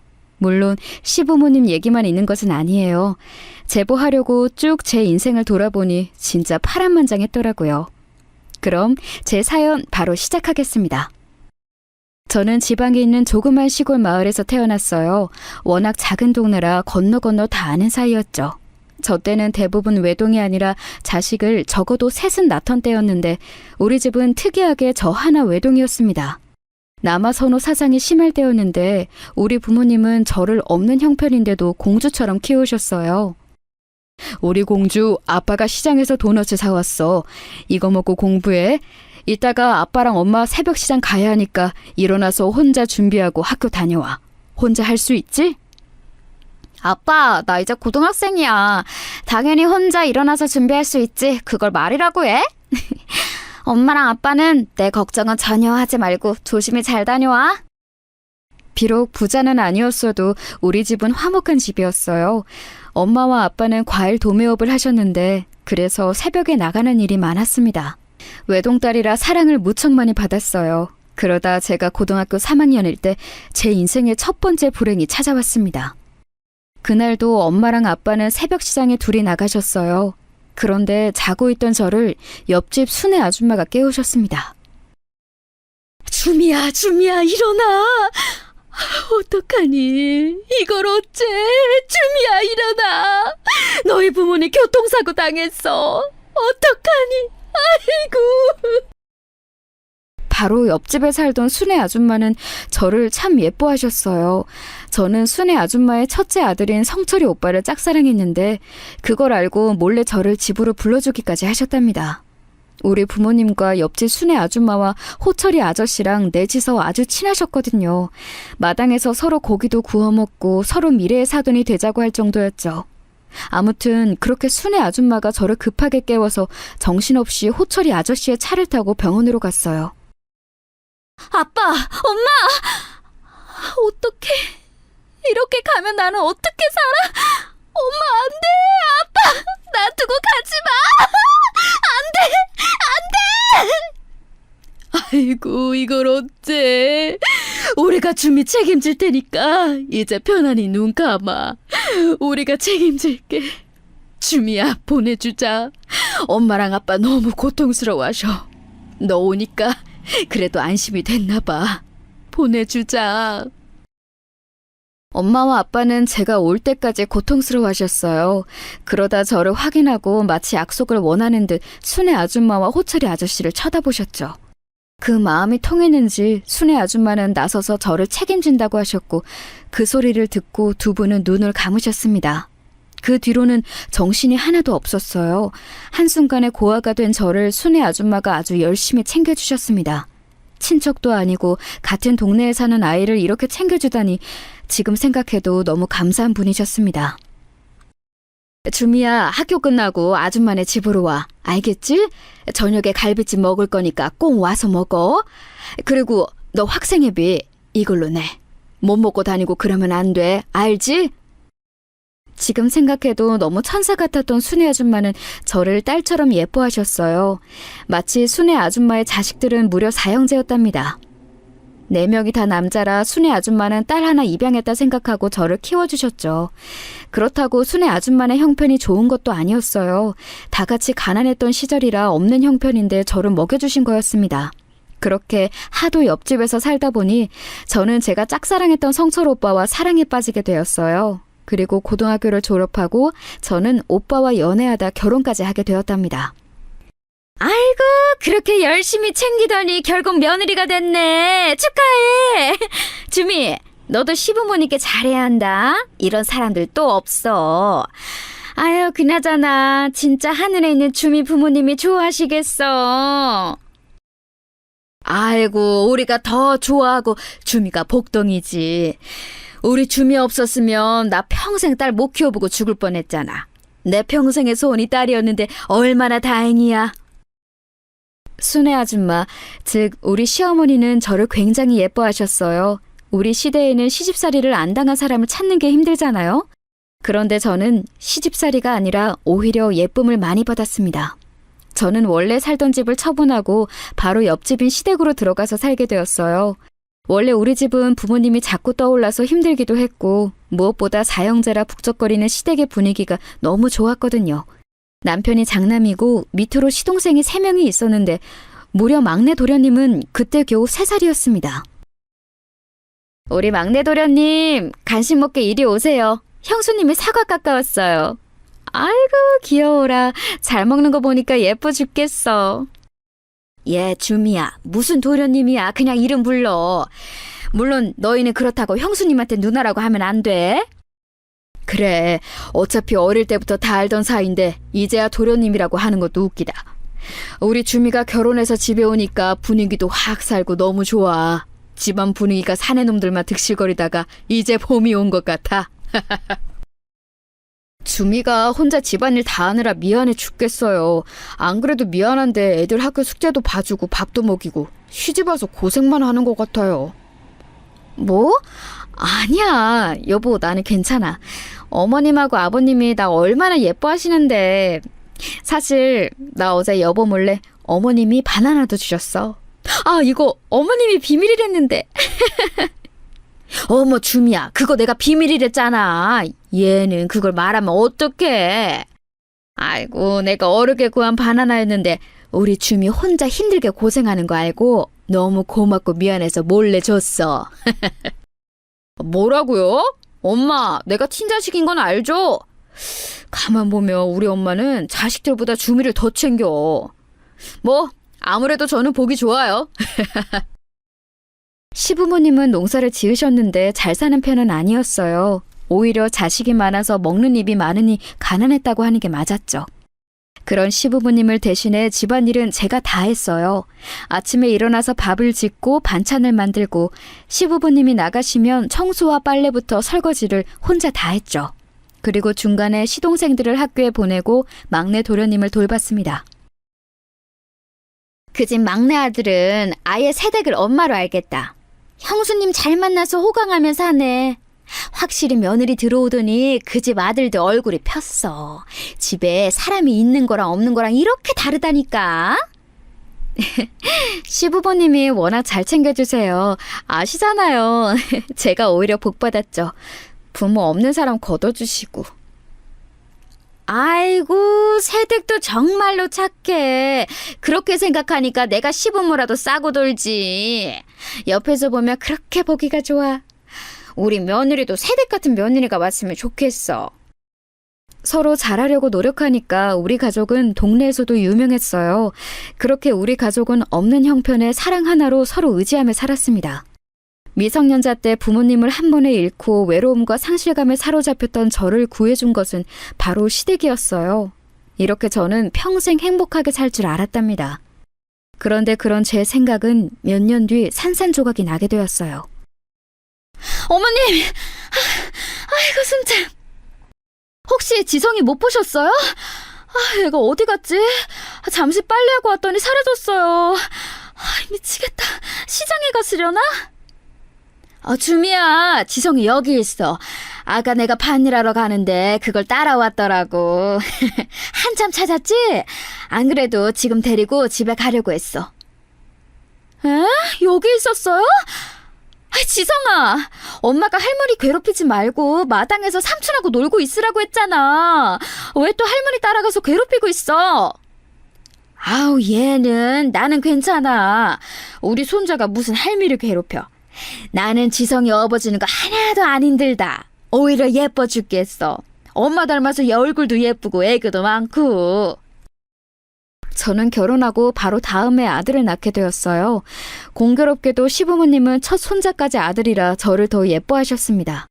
확실히 딸이 귀한 집이었어요. 아무튼 아들은 삼촌들이 많아 하루도 심심한 날이 없었습니다. 제가 막내 시동생을 기저귀도 갈고 직접 업고 시장에 다녔다고 했잖아요. 둘째, 셋째 도련님도 제가 학교에 데려다주고 심지어 학부모 회의도 참석했었어요. 그런 희생에 보답하듯 도련님들은 우리 아들을 잘 챙겨주셨습니다. 지성아, 삼촌이랑 개울가에 가서 물고기 잡을까? 엄마 힘들게 하지 말고 삼촌들이랑 놀러 가자. 형수님, 우리 지성이랑 놀다가 저녁 먹기 전에 들어올게요. 그러면 나야 너무 고맙지. 다들 몸조심히 다치지 말고 안전하게 놀다 와. 특히 지성이도 그렇지만 막내 도련님도 잘 챙기는 거 잊지 말고. 제가 아들을 낳고 시댁의 분위기는 더 좋아졌어요. 그런 분위기 속에 저는 또 임신해서 자식을 낳았는데 둘째도 아들이었습니다. 저는 화목하게 둘째까지 낳고 평생 이렇게 살다 죽을 줄 알았어요. 그런데 정확히 우리 첫째가 6살, 둘째가 4살 때 사건이 발생했어요. 그날은 곧 명절이라 시장에서 잔뜩 재료를 사서 집에 와서 손질하고 있었습니다. 그런데 갑자기 동네 주민 아저씨가 달려서 들어오셨습니다. 대문을 박차고 들어오셔서 너무 깜짝 놀랐는데 아저씨가 하는 말에 저는 너무 놀라 요리하다 그대로 밭으로 달려갔어요. 줄미야, 너희 시어머니 지금 쓰러지셨다. 얼른 빨리 와서 이 트럭 타. 지금 병원으로 가자. 시간이 없어. 너무 정신이 없어서 아들들을 챙길 정신도 없이 그대로 트럭을 타고 병원에 가게 되었어요. 병원에 갔더니 시어머니가 쓰러져 계셨습니다. 뇌출혈이에요. 건강이 안 좋으신데 이제 밭일은 그만하셔야 할 것 같아요. 이렇게 계속 일하면 또 쓰러지시고 그러면 진짜 그때는 위험해요. 집에서 많이 돌봐주세요. 평생 밭일을 하셨던 시어머니는 몸이 성한 곳이 없으셨어요. 관절도 아프셔서 매일 파스를 붙이고 일하셨거든요. 또 위장도 안 좋으셔서 밥을 제대로 먹지 못하셨어요. 그런데 이제 뇌까지 아파서 쓰러지신 거예요. 그런 시어머니를 보니 가슴이 아파 하염없이 눈물이 나왔습니다. 어머니 뭐 하세요? 병원에서 어머니 무리하면 안 된다고 한 거 잊으셨어요? 그러지 말고 소파에 앉아 계세요. 주미, 네가 혼자 집안일 하는 거 안타까워서 그래. 내가 집에서 이렇게 누워만 있으니까 너한테 짐만 되는구나. 미안해서 어떡하니? 뭐가 미안하세요. 어머님이 저한테 해주신 것을 생각하세요. 하나도 미안하게 생각하지 마세요. 어머님이 건강한 게 저한테 오히려 제일 좋아요. 시어머니는 그 뒤로 집안 식구들의 반대로 농사를 그만하고 집에 있게 되었는데 자꾸 집안일을 하고 식구들을 챙기셨어요. 몸이 아픈데도 폐를 끼치는 것이 싫다며 계속해서 저를 도우셨죠. 그런 어머님을 보며 오히려 가슴이 아팠던 저는 일부러 제가 더 고생해서 식구들을 챙겼습니다. 저는 어머님이 제 인생의 은인이라 생각했기 때문에 하루라도 건강하게 살길 원했어요. 하지만 세상은 제 뜻대로 되지 않다는 것을 이때 알게 되었습니다. 어머님 일어나셨어요? 오늘은 좀 늦게까지 주무셨네요. 날이 좋은데 아침 드시고 저랑 요 앞에 산책 가요. 어제 보니까 어머님이 좋아하는 개나리도 잔뜩 폈더라고요. 어머님? 어머니! 어머니! 어머니! 어머님은 마치 잠을 주무시는 것처럼 돌아가셨어요. 온화하신 성품처럼 평소와 다른 것 없이 그대로 돌아가신 모습에 참 어머님답다고 생각했습니다. 장례식장에서 남편과 시동생들보다 제가 더 많이 울었어요. 슬퍼서 정신을 차릴 수가 없었습니다. 주미야, 괜찮다. 괜찮아. 남은 가족끼리 행복하게 서로도 의지하며 살자. 괜찮다. 아내도 하늘에서 우리가 어떻게 사는지 지켜볼 거야. 사돈하고 같이 우리 주미 어떻게 사는지 지켜보고 응원할 거야. 현실이 믿기지 않아요. 우리 어머님 평생 고생만 하다 돌아가셨는데 이제 제가 효도 좀 하려고 하니까 어머님! 시어머니가 그렇게 돌아가시고 저는 한동안 슬픔에서 빠져나오지 못했어요. 오죽하면 아내를 잃은 시아버지가 저를 위로할 정도였죠. 그러다 문득 이렇게 제가 힘들어하면 하늘에서 누구보다 어머님이 슬퍼하실 것 같았어요. 그래서 정신을 차리고 식구들을 더 챙기기 시작했습니다. 윤철아, 이거 도시락 가져가. 그리고 이따 학교 끝나고 동철이랑 지성이 데리고 아버님 밭일 도와드리고 오는 거 잊지 마. 나는 민철이 데리고 병원에 다녀와야 하니까 애들 밥 먹이는 것도 부탁해. 네, 알겠어요. 아, 형수님, 그리고 아까 형이 내일 저녁에 월급 받았다고 삼겹살 먹자고 하고 나갔어요. 형수님한테 꼭 전해드리래요. 뭐? 알겠어. 그럼 이따 집에 오기 전에 시장도 들려야겠다. 알려줘서 고마워. 이따 애들 잘 챙겨줘. 민성아, 엄마랑 어린이집 가자. 워낙 식구가 많아 우울함에서 빨리 벗어날 수 있었어요. 그러다가 시간이 지나서 둘째 도련님이 결혼한다고 여자를 데려왔습니다. 시어머니가 돌아가시고 혼자 여자였던 저는 동서가 그렇게 반가울 수가 없었어요. 새로 사람이 들어오는 거니까 잘해줘야겠다고 생각했죠. 그래서 동서가 인사 온다고 할 때 정성껏 음식도 준비했어요. 시장 상인들이 집에 잔치하는 거냐고 물을 정도였죠. 우와, 이게 다 뭐예요? 사실 시댁이 시골이라 저희 부모님이 걱정이 많으셨거든요. 제가 워낙 서울에서 태어나서 다른 지역에 가본 적이 없어서요. 그래도 시어머니가 안 계셔서 시집살이 걱정은 없겠다 싶었죠. 우리 어머님이 계셨으면 오히려 더 좋았을 거예요. 다정하고 현명한 분이라 동서가 더 적응도 잘했을 텐데. 우리 어머님은 시집살이 같은 거 전혀 하실 분이 아니세요. 아무튼 제가 부족하지만 많이 준비했으니까 맛있게 드세요. 둘째 동서는 서울 토박이었어요. 둘째 도련님이 서울로 대학을 갔는데 거기서 동기로 만났다고 하더라고요. 그 둘은 서울에서 자리를 잡고 살 예정이었습니다. 윤철의 결혼 자금으로 돈을 준비해야 하는데 우리가 워낙 하루 먹고 하루 살다 보니까 돈이 너무 부족해서 걱정이다. 대출을 받아야 할 것 같아. 주변에 부탁했는데 다들 힘들게 살아서 도와줄 수 있는 사람도 없고. 아버님, 제가 비상금으로 모은 돈이에요. 이거 적금 해약해서 신혼집 마련해 주는 걸로 해요. 시집 와서 조금씩 돈이 생길 때마다 모았어요. 어차피 우리 애들 결혼하려면 멀었으니까 제가 또 모으면 돼요. 서울살이 쉽지 않을 텐데 이렇게라도 도움을 주고 싶어요. 여보, 이게 다 뭐야? 언제 이렇게 돈을 많이 모았어? 당신 내가 용돈하라고 준 돈 다 이렇게 모았던 거야? 아, 나 진짜 너무 감동이야. 세상에. 주미야, 네가 그렇게 돈을 모은 것은 너무 기특한데 어떻게 그 돈을 쓰겠어. 괜찮아, 넣어둬라. 우리가 또 무슨 일이 생길지 모르는데 비상금으로 남겨두자. 아니에요. 윤철이 결혼하면서 아예 돈을 안 들고 가면 처가에 얼마나 눈치가 보이겠어요. 그래도 남자가 집은 해가야죠. 또 그쪽 집안이 서울 사람들이라 우리보다 훨씬 잘 사잖아요. 다른 건 몰라도 우리 가족이 기죽는 거 저 절대 못 봐요. 주미야, 너한테는 늘 미안하고 고마운 마음밖에 없어. 이 은혜는 내가 죽기 전에 반드시 갚고 죽을게. 아버님이 평생 건강하게 우리 곁에 있는 것만으로도 다행인걸요? 갚지 않으셔도 돼요. 돈이야 다시 모으면 되잖아요. 좋게 좋게 생각해요. 저는 평생 남편과 시부모님이 조금씩 주었던 돈을 모아놓은 통장을 둘째 도련님 결혼할 때 쓰게 되었어요. 전혀 아깝다고 생각하거나 그러지는 않았습니다. 그 당시 저는 그게 당연한 선택이었어요. 실제로 또 제가 대놓고 말은 안 했어도 둘째 동서가 우리 시댁이 가난한 것을 마음에 들어하지 않았거든요. 시아버지 앞에서 티를 내지는 않았는데 저와 둘이 있으면 자꾸 흉을 보고는 했습니다. 형님도 원래 여기 사람이라고 하셨죠?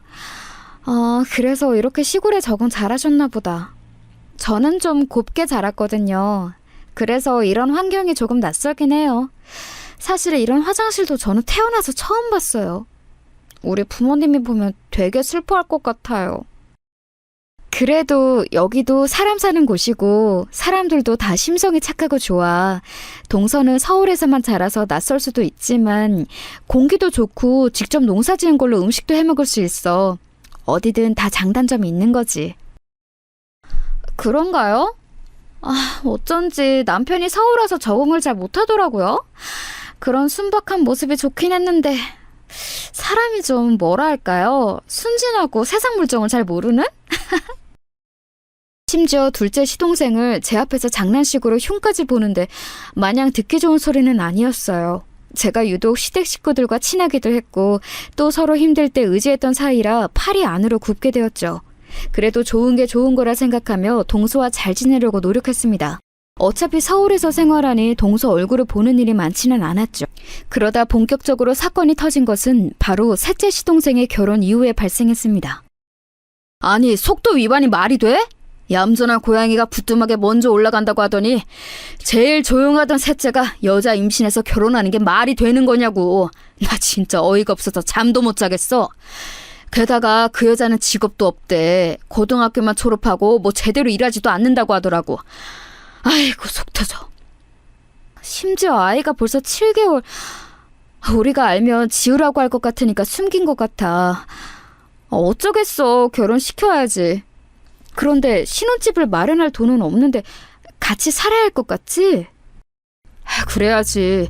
윤철이가 결혼해서 나갔으니 방은 있는데 우리 애들하고 동철이가 방을 같이 쓰게 하고. 아이고 머리야. 민철이 쟤도 대학 못 가고 공장에서 일하는데 걱정이다.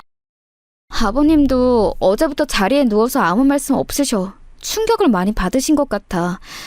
내가 모은 돈도 윤철이 결혼할 때 써서 어쩔 수 없네. 일단 같이 살아야지. 동서될 사람이 친정하고 영 끊었다며. 형제 중에 제일 조용했던 셋째 도련님이 무려 속도 위반으로 결혼하게 되었어요. 아버님은 이 사실을 알고 머리가 아파 드러누우셨죠. 시댁의 형편이 좋지 않았는데 심지어 작은 동서는 친정하고 연을 끊은 상태였어요. 그래서 선택의 여지가 없이 같이 살게 되었는데 제 생각보다 너무 힘들었습니다. 동서, 화장실 쓰고 나면 휴지가 항상 바닥에 머리카락이 많더라고. 청소는 내가 할 테니까 머리카락만 조금 치워줄 수 있을까? 저 임신해서 몸 무거운데 지금 머리카락까지 치우라는 거예요? 이러다 저랑 아이한테 무슨 이상이라도 생기면 어떡하시려고요? 지금 시어머니 없다고 저한테 대신 시집살이 시키는 거예요? 아니, 머리카락이 너무 많아서 보기 좀 그래서 그랬어. 그래도 같이 사는 집인데 그 정도는 할 수 있지 않아? 내가 요리나 청소 빨래는 혼자 하니까 동서도 어느 정도는 해줬으면 했던 거야. 저도 도와드리고 싶은 마음은 크죠. 그런데 현실적으로 제가 임신해서 몸이 무거운데 어떻게 도와드려요? 아기 낳으면 알아서 잘 도와드릴 테니까 걱정하지 마세요. 셋째 동서는 정말 집안일이라고는 전혀 모르는 사람이었어요. 같이 사는 집인데 혼자 사는 것처럼 행동하는 모습에 저도 그렇고 남편과 시아버지도 불편해했죠. 그래도 저 때는 임신 상태라 식구들은 불만이 있어도 전혀 내비치지 않았습니다. 그런데 막상 아이가 태어나자 동서는 더욱 혼자 사는 것처럼 행동했어요. 아니, 오히려 시댁 식구들을 자기 노비처럼 부리기 시작했죠. 도련님, 저 과자가 너무 먹고 싶은데 사다 주세요. 저번에 보니까 과자 고르는 센스가 별로 없던데 아예 제가 정해드릴게요. 그리고 아기 기저귀도 떨어졌는데 부탁해요. 동서, 동철이 학생이라 공부하기 바쁘잖아. 차라리 동서 남편 시키는 거 어때? 우리 남편은 돈 버느라 바쁘고 힘들잖아요. 그러면 형님이 다녀오시는 건 어떠세요? 저는 아이 돌봐야 해서 움직이기가 좀 그렇잖아요. 아이가 신생아라 밖에 나가는 건 아직 조심스러워요. 괜히 나갔다가 면역력이 약해지면 어떡해요? 아기 이제 50일 지나서 밖에 나가도 괜찮아. 그리고 동서도 몸을 조금씩 움직이는 게 오히려 도움될걸? 내가 2명이나 낳아서 아는데 너무 누워만 있어도 좋지 않더라고. 형님, 지금 저한테 집안일 하라고 눈치 주는 거예요? 안 그래도 친정 없어서 서러운데 형님이 자꾸 이런 식으로 은근하게 시집살이 하는 거 속상해요. 저는 형님하고 잘 지내고 싶은데 왜 맨날 눈치를 주세요? 어? 눈치 주는 게 아니고. 알겠어. 동서 마음 편한 대로 해. 셋째 동서는 제가 무슨 말만 하면 자꾸 본인이 세상에서 제일 불쌍한 사람인 것처럼 말했어요. 그런 동서의 모습에 저는 할 말을 잃어 아예 상대하기 싫은 지경까지 갔습니다. 저도 사람이고 시어머니처럼 마냥 친절하고 다정한 성격은 아니었거든요. 그래서 동서와 거리를 두게 되었죠. 아이러니하게 제가 그렇게 동서들과 거리를 두니 저를 빼고 둘이 친해졌어요. 동서, 이거 요즘 유행하는 화장품이야. 서울에서 유명한데 여긴 아직 없지? 혹시 몰라서 내가 사왔어. 나도 이미 써봤는데 되게 효과가 좋더라. 선물로 줄 테니까 써봐. 어머, 웬일이야. 형님, 고마워요. 여긴 시골이라 있는 게 없잖아요. 형님이 이렇게 올 때마다 저는 매번 받기만 하고 감사해요. 명절 때만 둘째 동서는 내려왔는데 그럴 때마다 셋째 동서와 자기들만의 세상에 빠졌어요. 처음에는 소외감을 느끼기도 했는데 시간이 지나며 그냥 해탈했습니다. 굳이 저기에 끼고 싶지 않았거든요. 제가 그 둘과 친하게 지내지 않으니 동서들은 보란듯이 더 가깝게 지냈습니다. 심지어 저는 제 뒷담도 직접 듣게 되었어요. 듣는데 손이 떨려서 겨우 심호흡을 하기도 했습니다. 시어머니 안 계시다길래 저는 처음에 되게 다행이라고 생각했거든요. 그런데 큰형님이 작은 시어머니 같아요. 저도 집안일을 한다고 하는데 큰형님 마음에 들지 않나 봐요. 눈치 보기 바쁘다니까요. 나도 처음 결혼했을 때 되게 놀랐어. 여기는 무슨 형님 말이 곧 법이더라? 심지어 남편도 어찌나 형님 편을 들던지 신혼 초에 나 이혼할 뻔했잖아. 작은 시어머니 그 말이 딱이다. 너무 웃겨. 동서랑은 말이 통해서 좋아. 내가 얼마나 그동안 답답했는데. 저 때 뒷담화를 듣고 앞에 나서려다 참았는데 그게 그렇게 후회되더라고요. 하지만 저도 참고만 있던 것은 아니에요. 바로 이어서 사건이 또 터지게 되었어요. 바로 시아버지가 몸이 좋지 않아 건강검진을 받았더니 무려 위암이었어요. 다행히 생명이 위독한 말기는 아니고 초기였습니다. 하지만 꾸준히 검사도 받아야 했고 항암치료도 해야 하는 상황이었어요.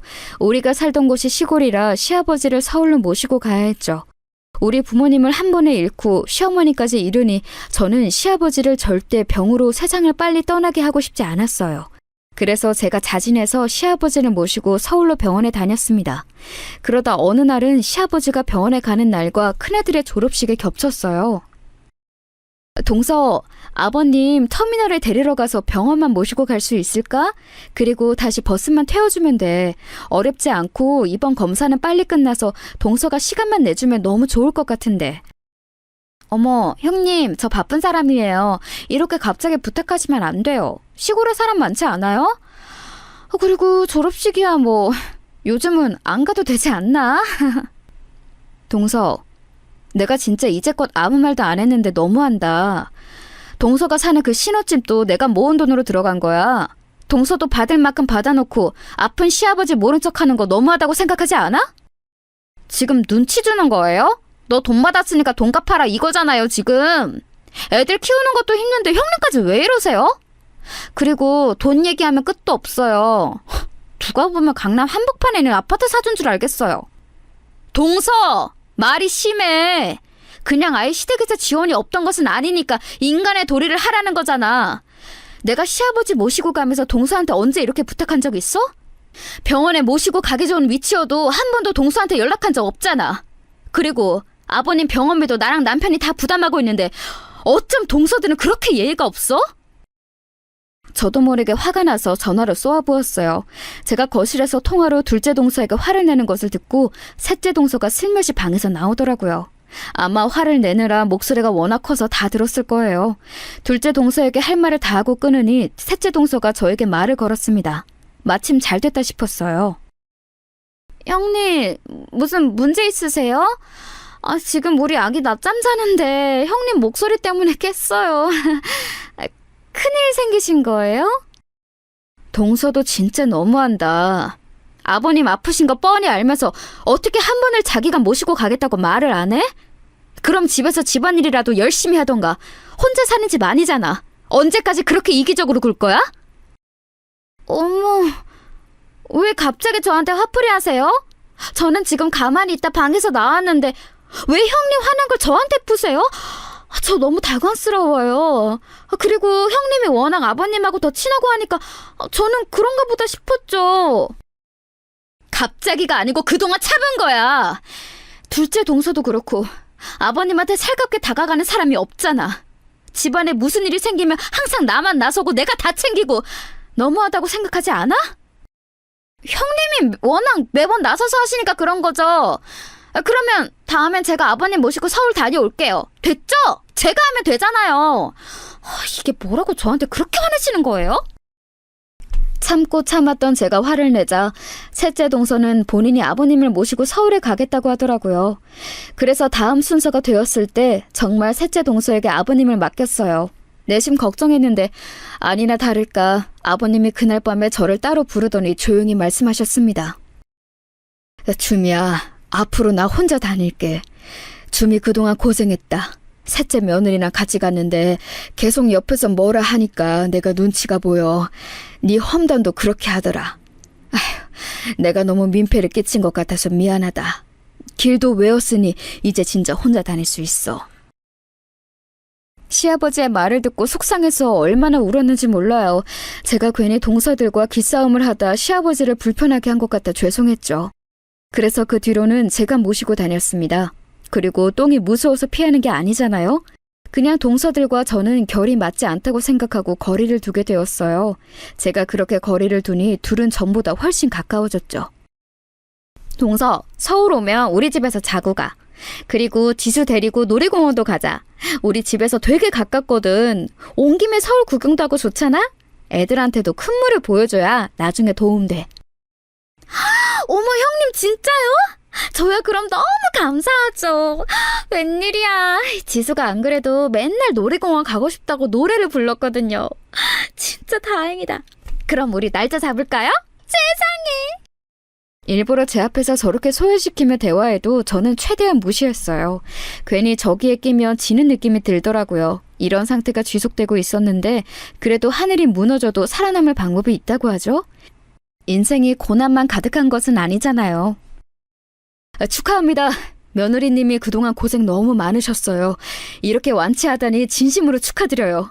어르신, 이제 고생 끝입니다. 서울까지 지방에서 오느라 체력적으로 힘드셨을 텐데 정말 축하드립니다. 감사합니다. 주미야, 네가 제일 고생 많았다. 나 데리고 다니느라 고생했어. 내가 너한테는 진짜 고맙고 미안하다는 말밖에 할 말이 없구나. 웬일이야 선생님. 그동안 감사했습니다. 아버님도 너무 고생 많으셨어요. 우리 이제 걱정 없이 꽃길만 걷도록 해요. 너무 기뻐서 눈물이 나올 것 같아요. 한번 이렇게 크게 아프고 나니까 가족의 소중함을 알게 되었어. 하늘로 간 아내를 뒤따라 가는 줄 알았는데 얼마나 다행인지 몰라. 마침 보험금도 많이 있으니 이걸로 우리 가족끼리 단합해서 여행을 가는 거 어떠니? 내가 내륙 시골에 살아서 제주도를 한 번도 안 가봤잖아. 제주도를 죽기 전에 몸이 이렇게 멀쩡할 때 가보고 싶구나. 제주도요? 아버님, 저도 제주도 한 번도 안 가봤어요. 그럼 제가 남편에게 말해서 추진해 볼게요. 다들 시간 맞추기가 힘들 텐데 그래도 아버님 완쾌 기념으로 시간을 어떻게든 내야죠. 시아버지가 드디어 암을 완치하게 되었어요. 그러면서 시아버지는 가족끼리 다 같이 여행을 가길 원하셨습니다. 언제 또 이런 기회가 올지 모르니 남편이 나서서 동생들에게 시간을 내라고 말했어요. 그런데 한 가지 문제가 있었어요. 바로 제가 비행기를 탈 생각을 하니 머리가 아프기 시작했던 거예요. 한 번도 타본 적이 없어 두려움이 가득했죠. 심지어 비행기를 탈 생각을 하니 악몽까지 꾸게 되었어요. 그 모습을 보고 남편은 제 상태가 걱정된다고 하며 배를 타고 가는 것을 제안했어요. 그런 남편에게 너무 고마웠습니다. 아유, 우리 주미가 비행기가 무섭다면 당연히 배를 타고 가야지. 주미야, 너 편한 대로 하고 싶은 거 다 결정해라. 이번 여행은 우리 주미의 의견이 최우선이야. 그동안 나 데리고 서울까지 왕복하느라 고생했어. 시아버지는 흔쾌히 그러자고 대답했고 결국 우리의 가족여행은 배를 타고 제주도를 가게 되었습니다. 비행기를 탈 생각엔 두려움이 가득했는데 배를 타고 갈 생각을 하니 저도 여행의 설렘을 느끼기 시작했어요. 저도 20살에 시집와서 한평생을 시댁에서 살며 제대로 된 여행을 가본 적이 없었거든요. 주미야, 그렇게 신나? 나 자기가 그렇게 신이 난 모습은 처음 보는 것 같아. 당신 요즘 얼굴이 말 그대로 폈어. 당신 기뻐하는 거 보면 내가 왜 더 빨리 여행을 가지 않았을까 싶어. 너무 미안해. 앞으로는 우리 열심히 다니자. 알겠지? 그동안 고생 많았어. 그냥 우리 마을이나 서울이 아니고 다른 곳에 간다는 게 너무 행복해. 그리고 또 우리 가족이 다 같이 가는 거잖아. 이번 기회에 동서들하고 친해지려고. 내가 연장자니까 먼저 다가갈 거야. 미워도 같은 가족이니까. 뭐? 그 생각까지 한 거야? 그래, 우리 같은 가족이니까 서로 잘 지내면 좋잖아. 당신이 그렇게 생각했다니 내가 다 기쁘다. 나는 당신이 그렇게 생각할 줄 몰랐어. 동서들과 사이가 좋지 않은 것을 남편은 어느 정도 알고 있었어요. 자세히는 제가 굳이 말하지 않았는데 아무래도 티가 났겠죠. 그동안 시아버지 병간호를 하느라 가족들끼리 교류가 많지 않았거든요. 이번 여행을 빌미로 서로 속 터놓고 친하게 지내는 것을 원했습니다. 그게 저 혼자만의 생각이라는 것인 줄은 꿈에도 몰랐어요. 알았다면 절대 여행을 가지 않았을 거예요. 여행을 가기 전날 너무 설레서 잠도 제대로 자지 못했어요. 배에 타서 저는 멀미가 심해 멀미약을 먹고 잠깐 잠들었다 깨니 남편도 자고 있더라고요. 시아버지를 보니까 시아버지도 자고 계시길래 밖으로 잠깐 나갔습니다. 동서들이 의외로 깨어있길래 다가가려 했는데 둘은 저를 보고도 아는 척을 하지 않더라고요. 저번에 싸운 이후로 아직 어색함이 남아있어서 그런가 보다 생각하고 혼자 바다를 보고 있었습니다. 괜히 바다를 보니까 시어머니 생각이 그렇게 나더라고요. 주미야, 나는 살면서 바다를 내 눈으로 본 적이 없어. 그래서 바다를 보는 게 내 꿈이었어. 꿈이 참 소박하지? 다음 생에는 바다 앞에 있는 집에서 살고 싶어. 시어머니가 같이 왔으면 얼마나 좋았을까 생각도 들고 괜히 마음이 짠해졌어요. 우리 어머니가 계셨으면 동서들하고 틀어지지도 않았을 것 같았죠. 돌아가신 부모님도 생각나고 바다를 보며 사색에 잠겨 있었는데 등 뒤에서 동서들의 목소리가 들렸어요. 무시하려고 했는데 아예 저보고 들으라고 하는 소리처럼 크게 말해서 무시할 수가 없었습니다. 내가 진짜 주변에 창피해서 말을 못했어. 제주도를 비행기도 아니고 배를 타고 가는 게 말이 돼? 심지어 우리 친정 부모님이 나한테 배 타고 가는 거 맞냐고 계속 물어보더라. 우리 애들은 비행기 탄다고 신났다가 실망해서 난리가 아니었어. 이게 다 짠순이 큰형님 덕분이죠. 뭐 비행기 공포증? 아니, 비행기를 타봤어야 공포증이 있는지 알죠. 딱 봐도 그냥 비행기로 가면 더 비싸니까 배를 타고 가자고 한 거잖아요. 아휴, 그렇게 아끼고 아껴서 부자 되려나 봐요. 하여간 혼자 착한 척은 다 해. 너무 얄밉지 않아? 본인만 정의롭고 생각 많고 착한 며느리고 우리는 그냥 철없는 며느리잖아. 아까도 시아버지가 싸고 도는 거 봤지? 멀미약 먹었냐고 손 꼭 붙잡고 물어보더라. 아휴. 대놓고 저를 욕하는 걸 가만히 듣고 있을 수는 없었어요. 저는 나름대로 친해지고 싶은 마음이 커서 남편에게 제가 다가가겠다고 말한 상태였는데 동서들은 그런 저를 들으라는 듯 욕하니 속상함이 너무 컸습니다. 그런데 그 뒤에 나온 말은 더 충격이었어요. 아휴, 지금 술을 마셔서 그런가? 왜 평소보다 훨씬 얄밉죠? 그리고 우리 남편도 큰형님 말에 꼼짝을 못 하더라고요. 집에서도 무슨 자기 엄마인 것처럼 대하고. 나도 저번에 남편하고 싸웠잖아. 우리는 평소에는 사이가 진짜 좋거든? 근데 꼭 형님 얘기가 나오면 싸워. 우리 남편도 형님 말이라면 무슨 법처럼 따르잖아. 도대체 어떻게 구워 삶은 거야? 너무 얄미워요. 큰형님 여기서 밀어버리면 좋겠죠? 농담이에요. 농담이야? 난 아닌데? 나는 진지하게 알아들었는데? 둘이 무려 저를 바다에 밀어버린다고 깔깔거리는 모습에 저는 온몸이 굳어버렸어요. 저런 사람인들인 줄도 모르고 저는 지금이라도 어긋난 관계를 돌리려고 했던 거죠. 순간 이제껏 제가 시댁에 희생했던 게 물거품이 된 느낌이 들었습니다. 그러면서 사는 게 무슨 의미가 있나 싶었어요. 마침 돌아가신 시어머니와 우리 부모님을 생각하던 중이기도 했고요. 동서들, 진짜 너무한다. 내가 다가가려고 해도 틈을 전혀 주지 않네? 내가 도대체 뭘 그렇게 잘못했어? 나는 그냥 동서들이랑 잘 지내고 싶었던 건데 내 마음이 전혀 통하지 않았던 거구나. 어머, 형님, 다 들으셨어요? 저번부터 되게 몰래 잘 들으시네. 아니, 제주도 가는데 배 타고 가면 남들이 우리를 뭐라고 생각하겠어요? 그것도 그렇고 그냥 형님이 이번 여행 일정도 다 짰다고 들었어요. 이 집안은 다 형님 위주로 돌아가는 거 이제 지쳐요. 동서들은 오히려 당당하게 할 말을 하더라고요. 그 모습에 저는 순간 욱하는 감정이 올라왔습니다. 그러면서 따뜻한 심성의 시어머니가 그리워졌어요. 우리 시어머니가 계셨다면 절대 이런 일이 일어나지 않았을 테니까요. 그 생각이 들자 그동안 동서들에게 당했던 게 속에서 올라오며 저도 충동적으로 배의 난간으로 올라가게 되었습니다. 어머! 지금 뭐 하시는 거예요? 설마 그걸로 우리 협박하려고요? 진짜 뛰어들지도 못할 거면서 그렇게... 어머, 어떡해! 저는 둘째 동서가 진짜 바다로 뛸 거냐는 소리에 그만 참지 못하고 그대로 뛰어들었어요. 홧김에 그런 것이 맞지만 그렇다고 후회는 없었습니다. 동서들의 비명이 마지막으로 귀에 들렸고 차가운 바닷물을 느꼈어요. 속으로 시어머니를 계속 생각했습니다. 이대로 죽게 된다면 시어머니와 같이 있을 수 있으니 다행이라고 생각했죠. 주미야! 기다려! 주미야! 그 순간 잠에서 깨어난 남편이 저를 구하러 바다로 뛰어들었어요. 수영도 못하는 양반이 저를 위해 구하려고 왔던 거죠. 그리고 곧바로 배에 있던 구조요원이 우리를 발견해서 건져 올렸습니다. 주미야, 이게 무슨 일이야? 왜 갑자기 바다로 뛰어든 거야? 실수로 빠진 거니? 위험하니까 난간에 너무 가까이 가지 말라고 했잖아. 아버님, 저 이제 살기 싫어요. 시어머니가 너무 보고 싶어요. 우리 어머니가 너무 그리워서 참을 수가 없어요. 그게 무슨 말이야.